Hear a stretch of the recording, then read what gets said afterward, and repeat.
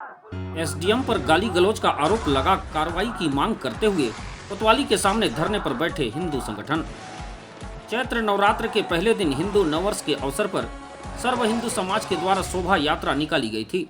इसी बीच सूरजपुर में किसी बात को लेकर आयोजक मंडल के मुखिया मनोज पांडे से सूरजपुर एसडीएम के द्वारा आपत्तिजनक गाली गलौज करने की खबर सामने आ रही है।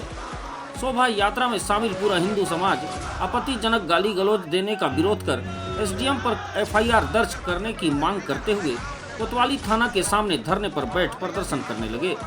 आपको बता दें कि सूरजपुर जिले में हर वर्ष की भांति इस वर्ष भी विश्रामपुर से सूरजपुर तक विशाल शोभा यात्रा का आयोजन सर्व हिंदू समाज के द्वारा किया गया था। इस विशाल शोभा यात्रा का समापन सूरजपुर स्थित अग्रसेन चौक में होना तय था, जहां शोभा यात्रा विशाल जनसमूह के साथ सूरजपुर पहुंचा।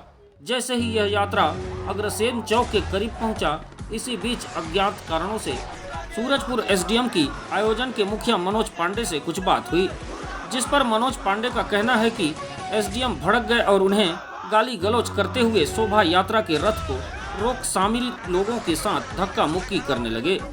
इसके बाद पूरा हिंदू समाज सैकड़ों की संख्या में कोतवाली थाना के सामने धरने पर बैठ एसडीएम पर कार्रवाई की मांग करने लगे, जिस पर थाना प्रभारी के द्वारा लिखित में शिकायत लेकर जांच कर कार्रवाई की बात कही गई। तब जाकर मामला शांत हुआ। राम जी की शोभा यात्रा को जो यहाँ एसडीएम है, जो अभी नए आए हैं, शायद उसको इस जिला का सौहार्द का परिचय नहीं पता है। हम लोगों ने हिंदू और मुस्लिम सिख ईसाई कभी नहीं किया।